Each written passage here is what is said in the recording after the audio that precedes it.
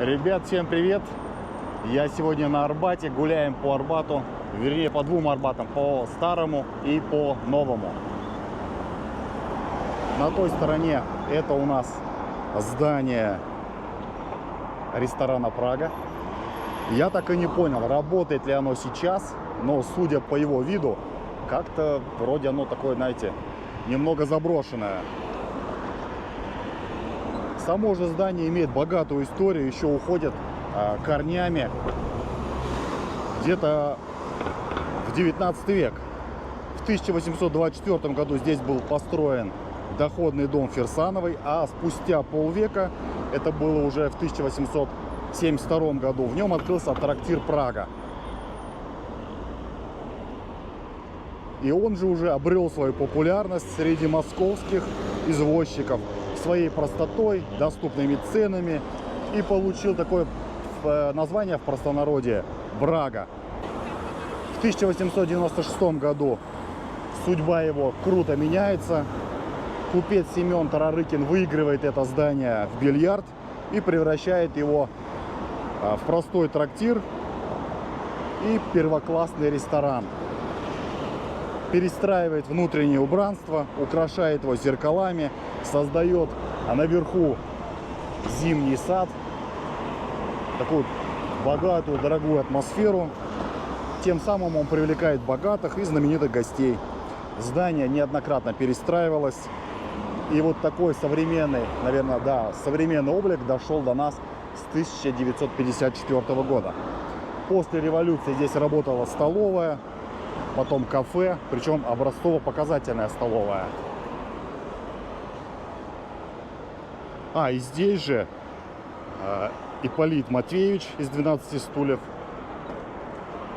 водил, вернее, сюда приводил Лизу обедать.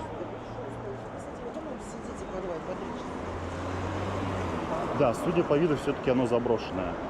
Потому что вижу, что окна не мытые, как-то все грязно, людей нет, никто не выходит и не входит.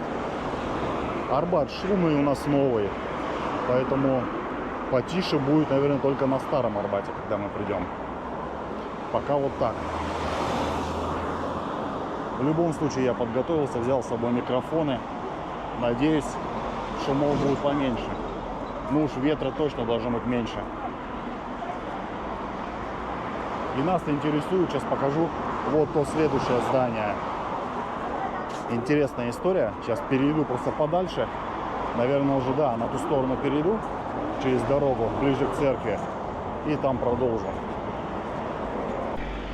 Перешел, друзья, дорогу. И хочу показать вам вот эти домики. И здание под номером 5.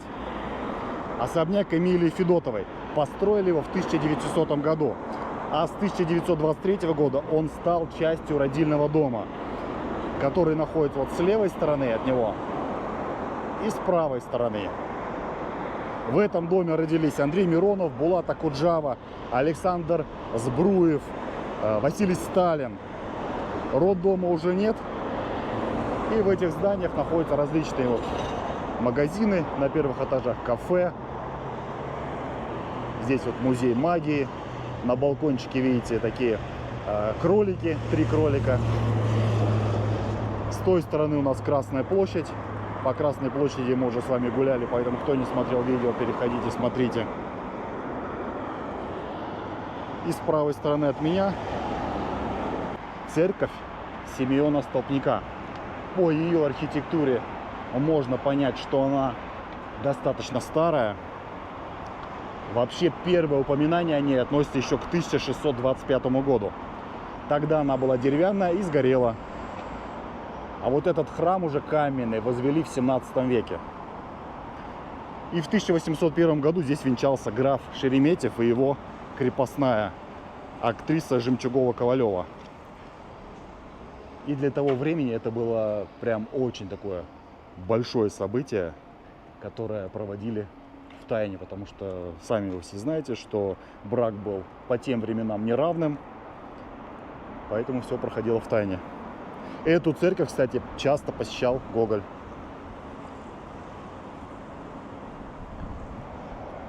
Интересно она смотрится.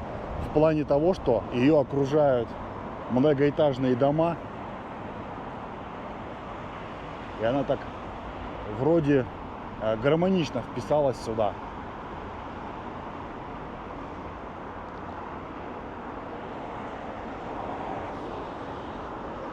Там уже вот, куда я показываю камерой, у нас Старый Арбат. Мы сейчас дойдем почти до конца, уйдем налево к высотке Министерства иностранных дел. И там продолжим свою прогулку по Старому Арбату. Вообще улица Новый Арбат у нас как бы в 17 веке здесь находились поселения. Они тогда назывались, все вы знаете, Слободой. И обслуживала эта слобода Царский стол. Здесь была слобода печников, стрельцов, собачьи, соколиные дворы и многие другие. И к началу 20 века здесь было все застроено доходными домами. В 1960 году было принято решение о строительстве новой магистрали, которая получила рабочее название Новый Арбат. Но в итоге ее назвали, эту улицу, проспект Калинина. И только в 1994 году улица получила название Новый Арбат. Хотя у меня по ощущениям, что я ее всегда знал под названием Новый Арбат. И главной, наверное, достопримечательностью именно этой улицы являются вот эти дома-книжки. Они имеют 26 этажей.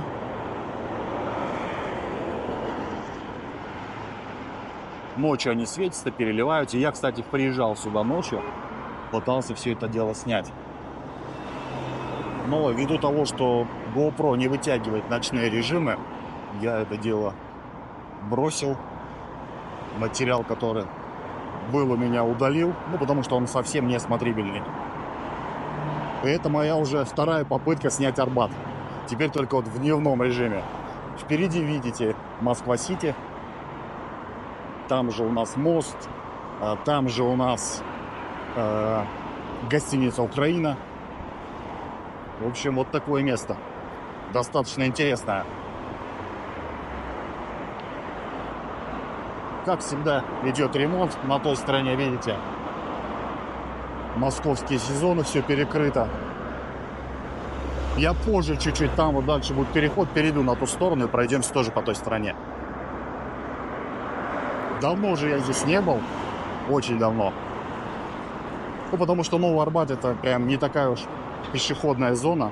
По Старому Арбату, да, можно прогуляться, пройтись. Но опять же, если вы были в Москве, наверное, вы все уже там нагулялись по ней. Ну, раз, два, прошли 3 раза. И больше, скорее всего, туда не приезжаете, на это место. Но это по моим ощущениям. Когда я также приезжал в Москву, пару раз приходил, гулял. Еще, помню, с родителями гулял. Поэтому настолько прям уж я не могу сказать, что Арбат мне нравится. Видимо, приелся в свое время. Много мест интересных в Москве, в принципе. Ну, понятно, что Арбат — это прям такое туристическое место, заезженное блогерами. Ну, от меня же вы ее не видели, поэтому я вам сегодня показываю 2 Арбата. О, кстати, название придумал. Назову видео 2 Арбата.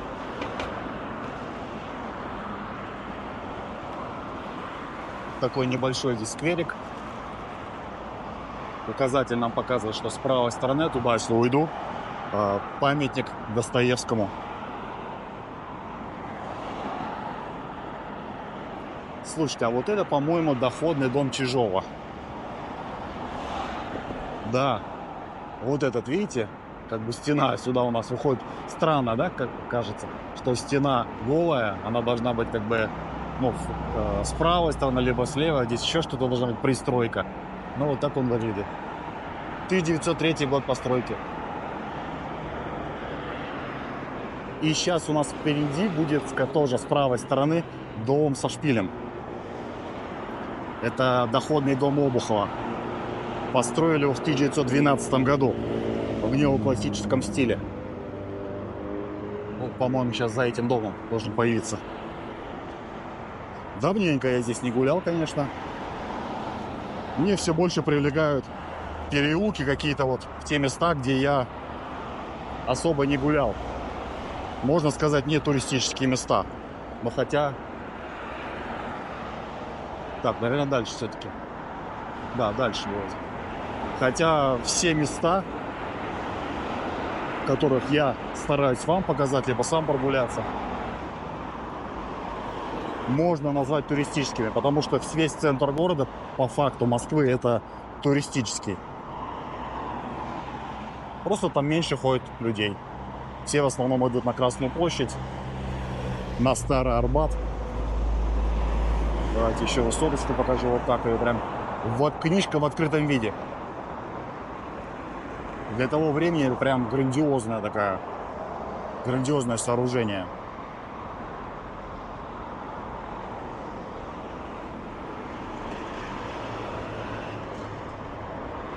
Осознанно не перехожу на ту сторону, потому что вот эти заграждения, видите, и там дальше продолжаются. В принципе, просто идешь, с левой стороны у тебя магазины, а справа вот эти ограды, московский сезон, что-то там все делают. Причем давно это все дело стоит.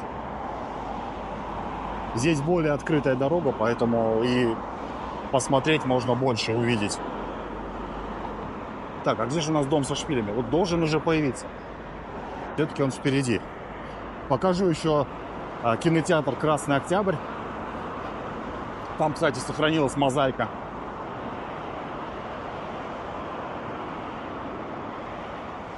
О, квартиры. Ипотека за 1 рубль. Даже смешно. Ипотека за 1 рубль. Китайские новости. Ресторан. Вот, кстати, здесь подземный переход. Но нет, я пойду дальше, потому что вот, кстати, там кинотеатр впереди. Я его покажу, и потом перейдем уже на ту сторону. Вот он у нас, дом со шпилем.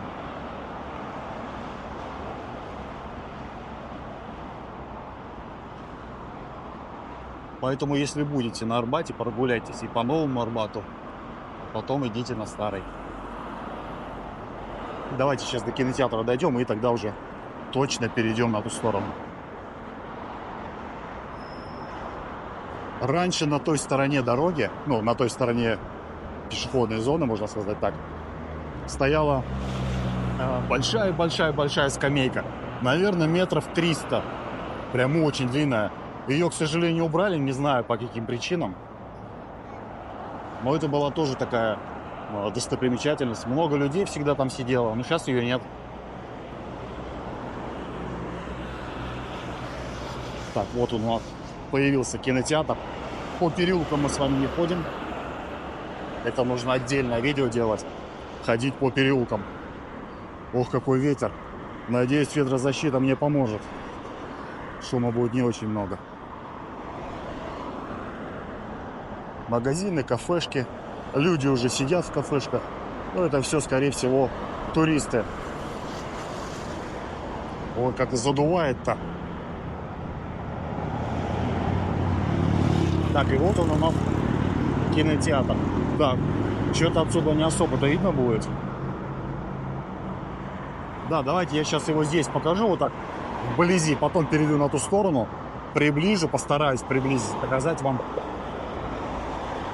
мозаику из натурального камня, которая там сохранилась. В общем, этот кинотеатр построили в 1967 году, и его фасад устроен вот этим мозаичным панно из натурального камня. И посвятили это панно в честь Октябрьской революции. Поэтому, да, я сейчас возвращаюсь тогда к подземному переходу, перейду на ту сторону,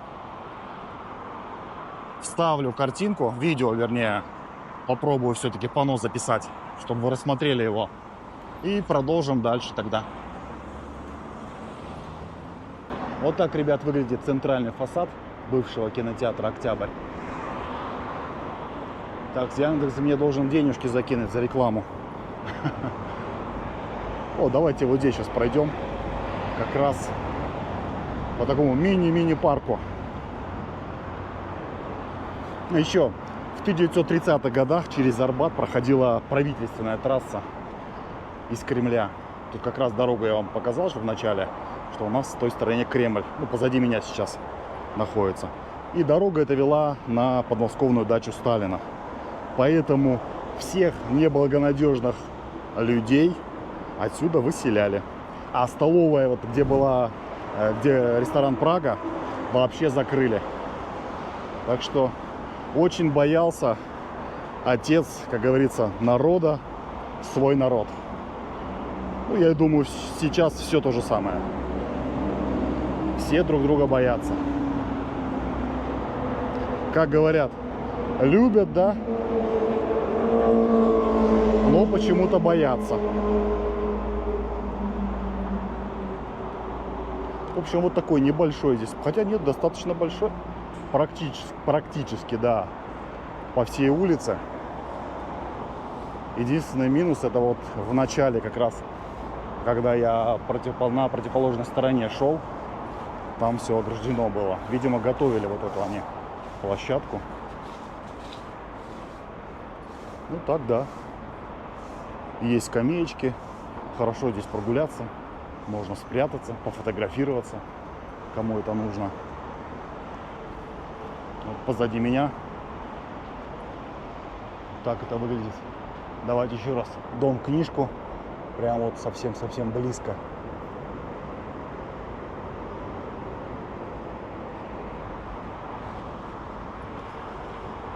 И практически я уже прошел Новый Арбат.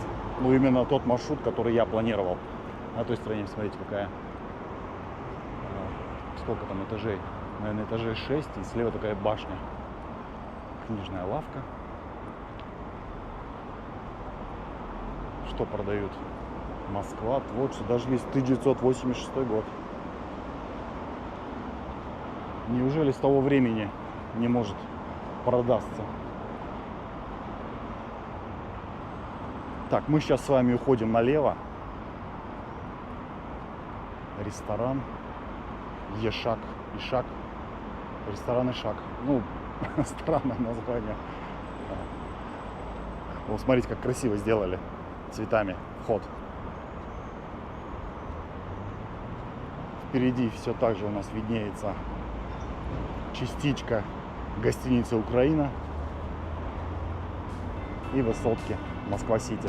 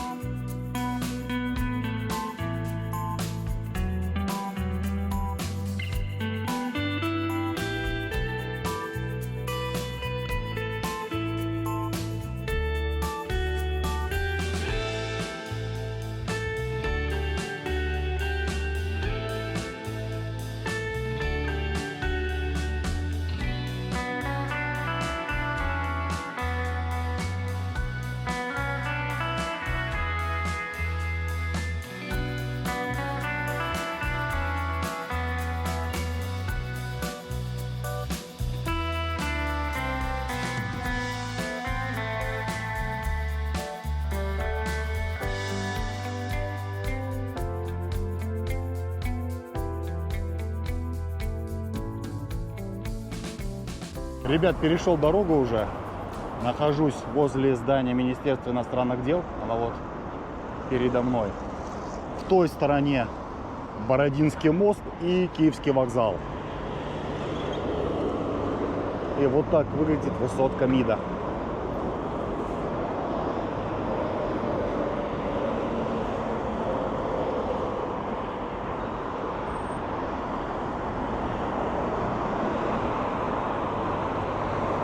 Это одно из 7 высотных зданий, которые построили при Сталине. Так называемые сталинские высотки. И построили его в 1953 году. Высота вот этой центральной части 27 этажей. Крыльев по 15. А боковые корпуса 6-этажные.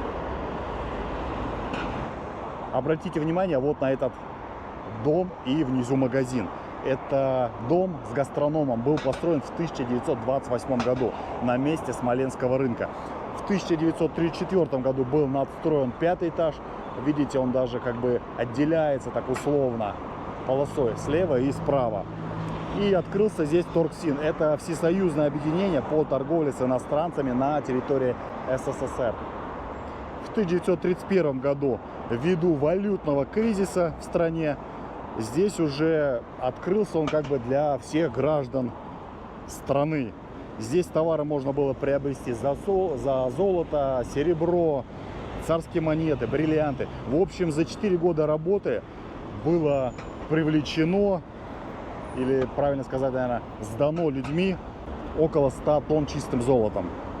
На верхних этажах были коммунальные квартиры, которые позже расселили, и верхние этажи отдали под Министерство иностранных дел, которое находится вот рядом с этим зданием.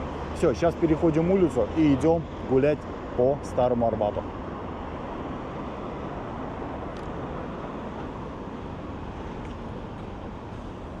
Время уже 10:30. Людей все больше и больше, машин все больше и больше. Надеюсь, к этому времени какие-нибудь уже площадки открылись на Старом Арбате. Там обычно музыканты уличные выступают, рисуют картины художники. Может, еще что-то будет интересное. Поэтому посмотрим. Туристическую группу, видите, забирают. Они приезжали, фотографировались напротив МИДа. И на той стороне у нас Смоленский пассаж. Ну, как я и сказал, по истории здесь раньше был Смоленский рынок, на территории которого и построили вот эти дома. Судя по зданию, окна, смотрите, открыты, не занавешены, как будто бы никто не живет. Либо там офисы располагаются сейчас. Но все же, наверное, они относятся к Министерству иностранных дел. Ну, вот так оно выглядит. На первых этажах, видите, продолжается традиция, находятся магазины. Здесь у нас в желтом здании когда-то стоял Макдональдс, сейчас другая фирма. Ну, по факту одна и та же, только название сменили. Да, вот здесь прям народу всегда очень-очень много. Зимой придешь, летом, осенью, всегда. И время на самом деле, сейчас сколько, 10:30, да? И у нас сегодня суббота. Значит, все туристы уже выспались и наслаждаются хорошим днем, солнышко. Сегодня дождь обещали, но пока вроде нет. Небо, видите, такое светло-голубое. Ну, обычно, когда дождь обещают, он как бы проходит по северной части города. Редко на южной. Ну, наверное, центр тоже застает и уходит на восток. И нам интересен вот этот дом. Это у нас доходный дом, и гостиница была построена в 1876 году. А как бы основой этого здания служит старая усадьба, которая была построена еще до пожаров 1812 года.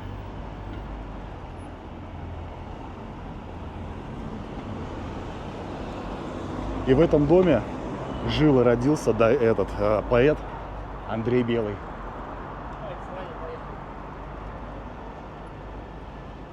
И вроде как бы сейчас в одной из квартир даже находится музей. Вообще изначально это был трехэтажный дом. И уже позже надстроили верхние этажи. И на третьем этаже когда-то стояла башенка. Ну понятно, сейчас ее нет. Вот этот справа, это у нас середина 18 века. тоже был построен после пожара 1812 года. И вот в этом доме снимал квартиру и привез свою жену, молодую жену Наталью, Пушкин. Вот даже, видите, есть табличка: мемориальная квартира Пушкина на Арбате. Теперь здесь музей. И рядом памятник вот на той стороне. Мы сейчас к нему подойдем. Я просто хочу зайти вовнутрь, сюда поглубже.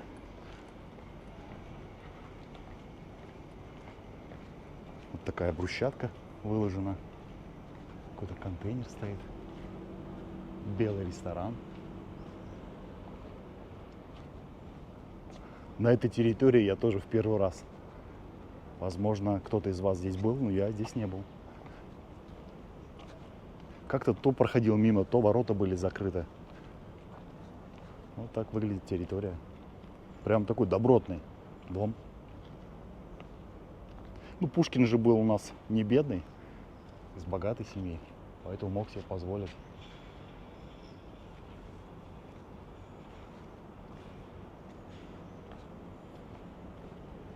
Слушайте, а вот это же внутри, да, это же особняк, дом купцов, вернее, Патрикеевых. Точно.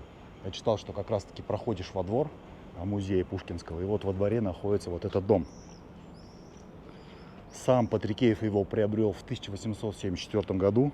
На первом этаже был магазин, а второй этаж сдавался под квартиры. И уже в советское время, как вы уже сами догадались, здесь были коммунальные квартиры.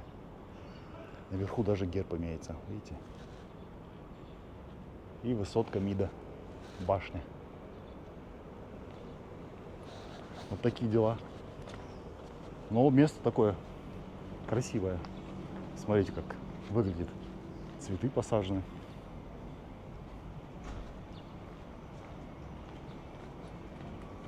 В музей мы с вами не идем. У нас и так сегодня улица, музей под открытым небом. И вот с левой стороны памятник Пушкину и Наталье. Посмотрите, сколько людей. Но это еще немного. Мороженое продают. Давайте на балкон покажу. Вот сюда, наверное, выходили с Натальей и чаек попивали. Сверху смотрели на людей, которые здесь проходили, гуляли. Вот у нас памятник. Его установили в 1999 году. Александр Пушкин, Наталья Гончарова.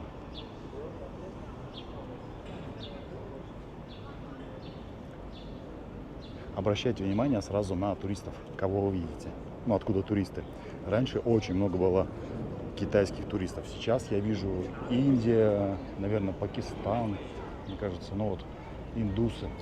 Потом то ли Иран, то ли Ирак, вот что-то вот оттуда еще. Китайцы стали появляться, да. Одно время их было очень прям много, потом как-то их поубавилось. Сейчас опять стали появляться. Им интересна страна. Ну, возможно, еще курс валют играет свою роль. Дешево здесь находиться для них.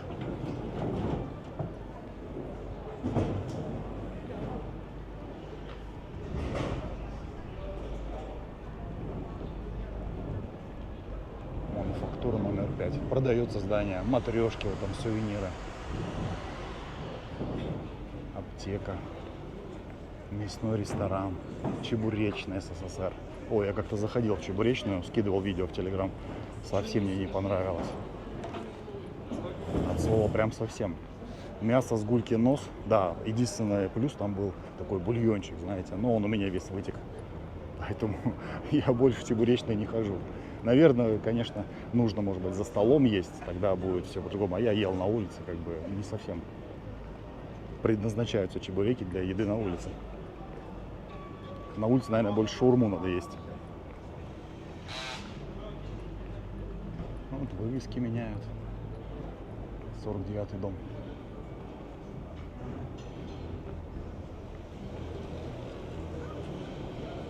Вот творчество давайте посмотрим художников.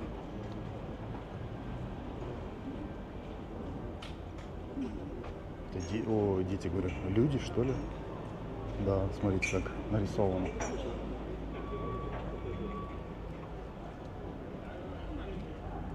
Необычно. Панда.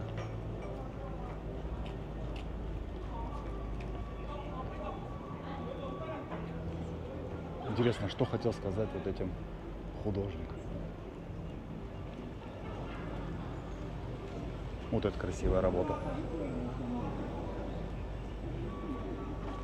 Это у нас памятник Булату Окуджаве.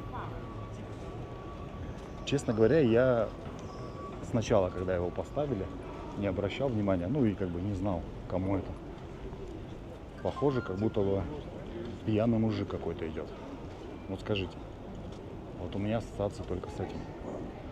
Но до того момента, говорю, пока я не узнал, кому это памятник стоит. Вообще он жил в доме под номер 43. Где у нас 43? Наверное, с правой стороны. Вот этого. Да, вот в этом, наверное, доме. Он здесь жил, Булат Окуджава. Поэтому памятник стоит здесь.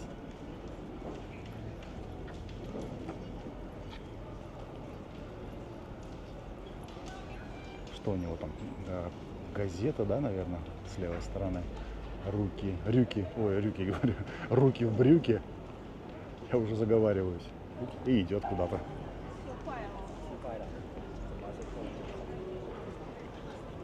Вот сколько, видите, китайских туристов. Очень много. Антиквар, оценка, покупка. Здесь тоже у нас рисунки. Девчонки сидят. Мальчишки гуляют.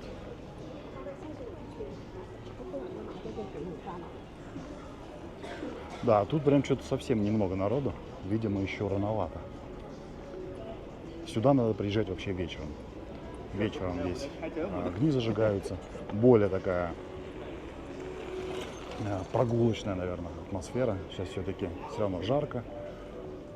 Может быть, еще и рано. Такие переулки.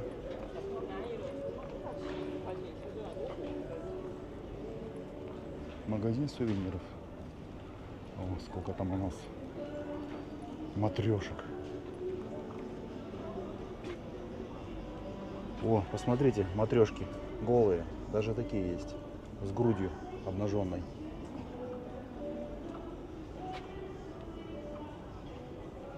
Самовары. Куда же без них? Первый раз такую матрешку вижу. Комиссионные магазины, золото. В общем, такое все. Все рассчитано на туриста, чтобы пришел, купил и домой подарок увез.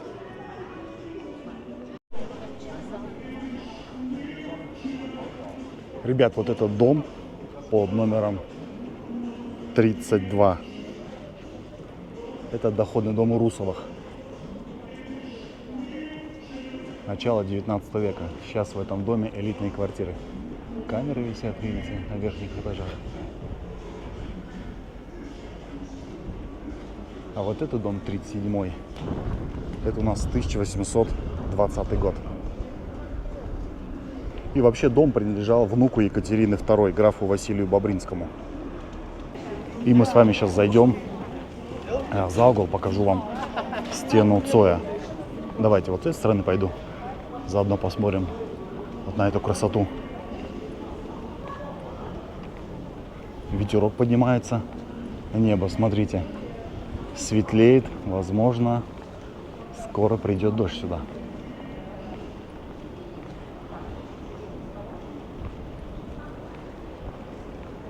Так, вот у нас с правой стороны стена Виктора Цоя.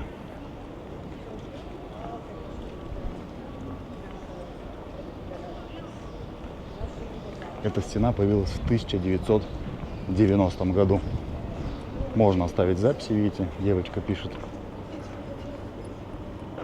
Сейчас давайте поближе пройду, а потом отойду подальше, рассмотрите.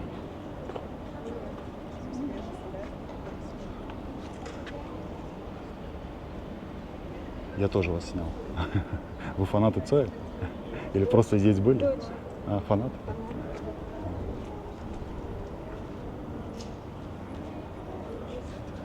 Ребенок фанат Цоя.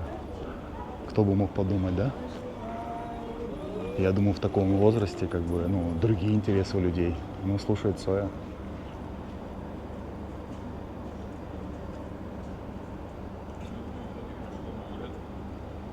Поем вместе с тобой. В общем, стена эта появилась после смерти поэта в 1990 году, как я и сказал. На ней кто-то написал: «Сегодня погиб Виктор Цой», а позже появилась надпись: «Цой жив». Так что, если кто-то будет на Арбате, загляните за угол, прочувствуйте эту атмосферу. Пойдемте еще фотографии покажу.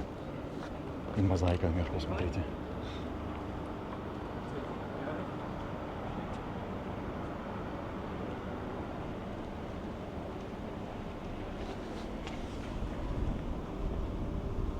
Даже китайцы деньги, да, оставляют? Наверное, да. Вот 2 купюры бумажные. Видит своего, да.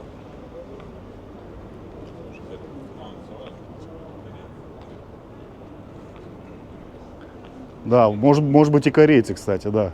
Может быть и корейцы. Деньги, а не китайцы. Видите, деньги кто-то оставляет. Не знаю, корейцы это или китайцы. Цой же у нас был корейцем, да? Так, еще раз давайте вид позади. И вот стена у нас с левой стороны.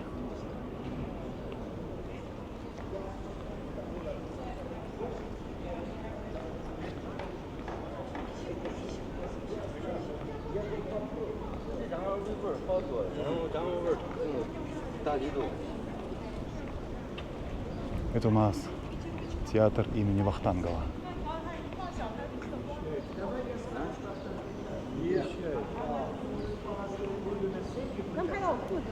Пойдем сейчас вон к тому памятнику.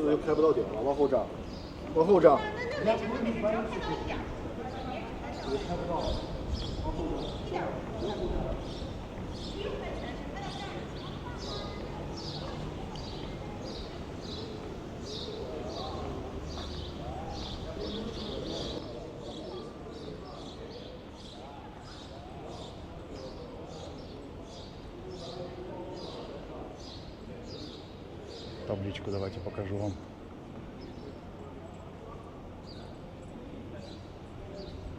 И пойдемте сейчас к фонтану. Кстати, обращаю внимание, китайцы фоткаются прям везде, вот совсем, реально, с каждым, чуть ли не с каждым столбом. Ну, нравится им Россия. Это у нас фонтан. Даже, я бы сказал, памятник фонтан. Принцесса и Турандот. Открыли его в 1997 году. Тоже такое место, видите, для фотосессий. Пойдемте. Голуби.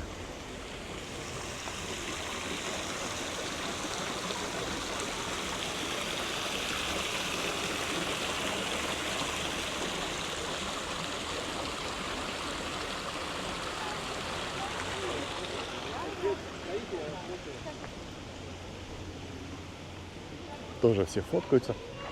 Ох, ребята, я чуть не прошел вот этот дом. Я же хотел вам тоже показать его. Посмотрите, наверху стоят рыцари.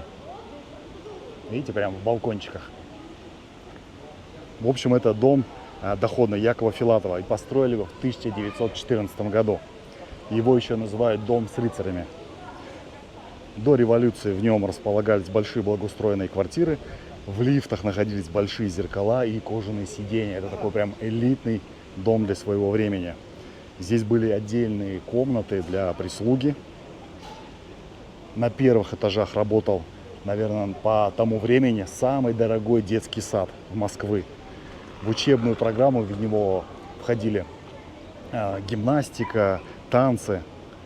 А с самим Филатовым, вернее, с его доходным домом мы уже встречались с вами на Причистеньке. Помните, я снимал видео, показывал дом под рюмкой. Поэтому, кто не смотрел то видео, обязательно посмотрите. Это вот его второй доходный дом.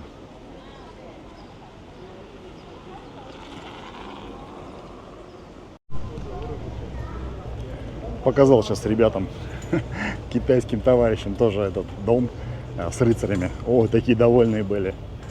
Улыбаются. Многие не видят просто.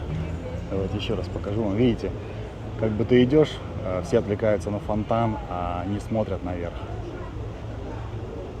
Вообще предполагается, что здесь было не 2 рыцаря, а 4. Еще с другой стороны дома. Там тоже такие как бы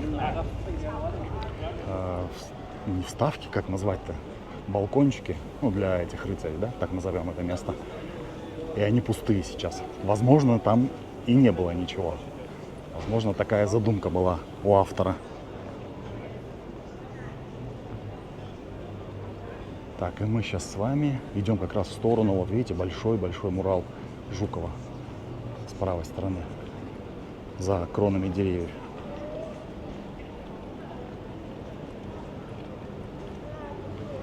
Вот этот хотел вам дом показать. Это у нас Арбат 20.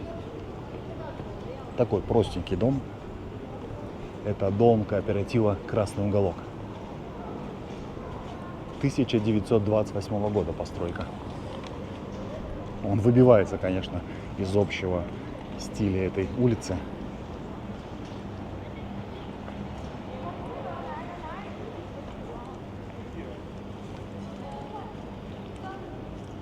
Тоже квартиры продаются.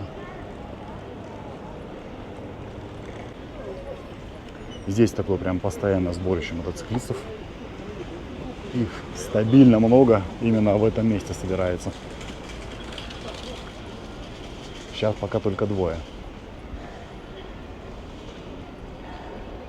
Так, и вот на правой стороне дороги это у нас доходный дом Ечкина. Его построили в 1902 году. Вот этот красавчик. С балкончиками.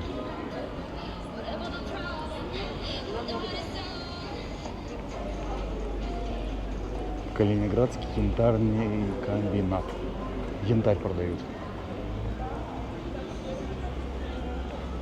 Здесь можно, видите, заказать шарж на себя.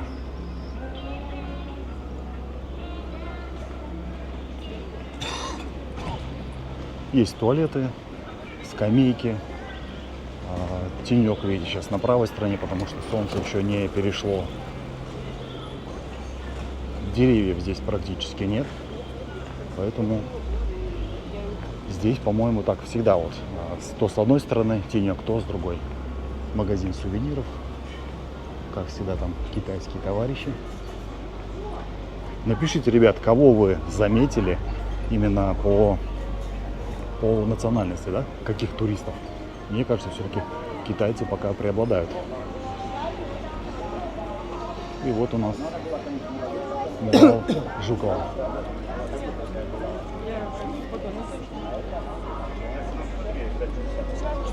Сам вот этот. Это даже не мурал, наверное. Хотя нет, похож на мурал. Портрет, мурал. В общем, высота у него 19 и 17 в длину. Сувениры. Также вот у нас что это? Герои Отечественной войны.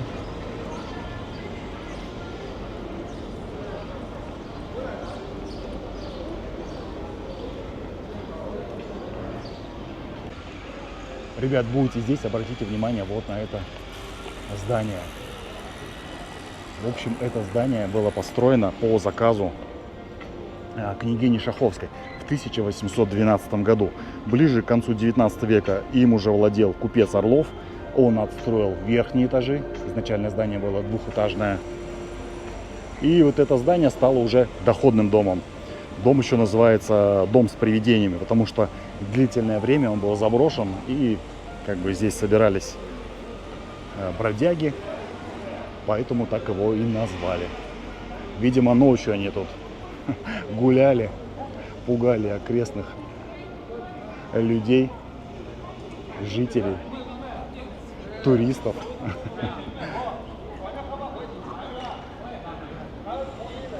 Тоже можно заказать портрет свой. Вон, женщина рисует, смотрите, как красиво.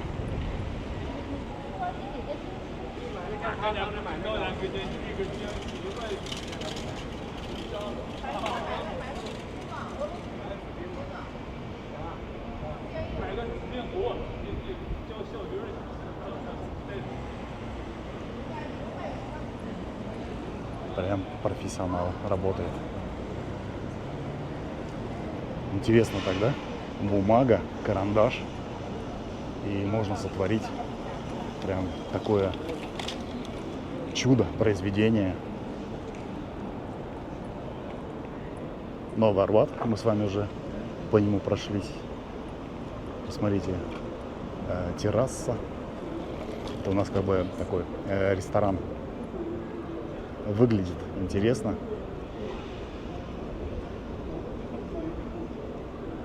Давайте сейчас поближе подойду. Рассмотрите его. Многие приходят к нему, тоже фотографируются. Ну, необычно просто видеть такое здание. Ресторан Генецвалли на Арбате.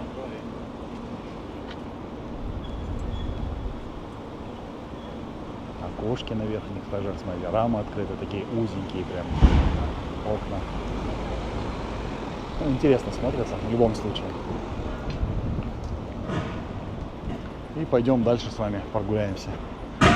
Магазин. Мотоцикл Урал стоит.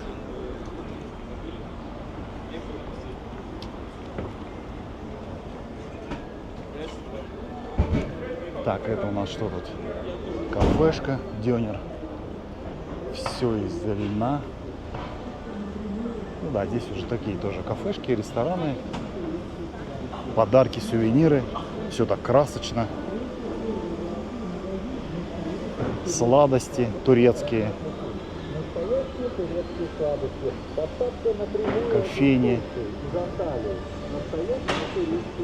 Золото. В общем, говорю, все для туристов.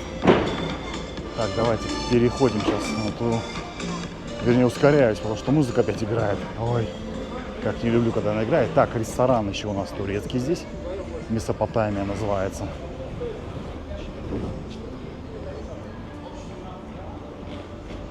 Туркиш. Мармелады. А обратите внимание, по левой стороне надпись «Презервативная». Немногие, наверное, из вас видели такие заведения в своем городе, но в Москве они есть. Причем появились уже достаточно давно. Это не одна презервативная, есть еще в других местах.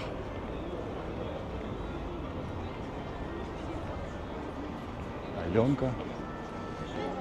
Практически с вами уже дошли до конца Старого Арбата.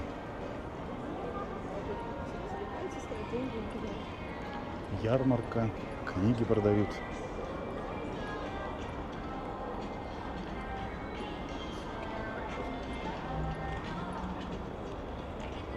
Вот такая, ребята, у нас с вами прогулка. Сейчас мы как раз выйдем с вами. Ну, это у нас получается начало Арбата. Да, это начало Арбата. Выйдем к ресторану Прага. Он у нас будет с левой стороны. Людей все больше и больше. Вот туристический автобус подъехал.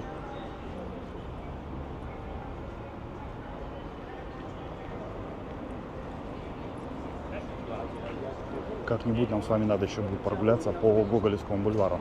Если мы пойдем направо, то это будет как раз таки Гоголевский бульвар. Впереди у нас художественный электротеатр, метро Арбатская. В той стороне у нас храм Христа Спасителя и переулки, вернее улицы и переулки как раз там Пречистенко, Воздвиженка, где мы тоже с вами гуляли. В той стороне у нас Новый Арбат, ресторан Прага.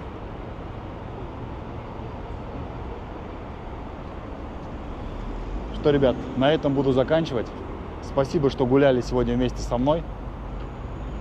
Спасибо, что поддерживаете, пишите комментарии. Отдельное спасибо всем, кто поддерживает канал финансово. Все, ребят, всем пока.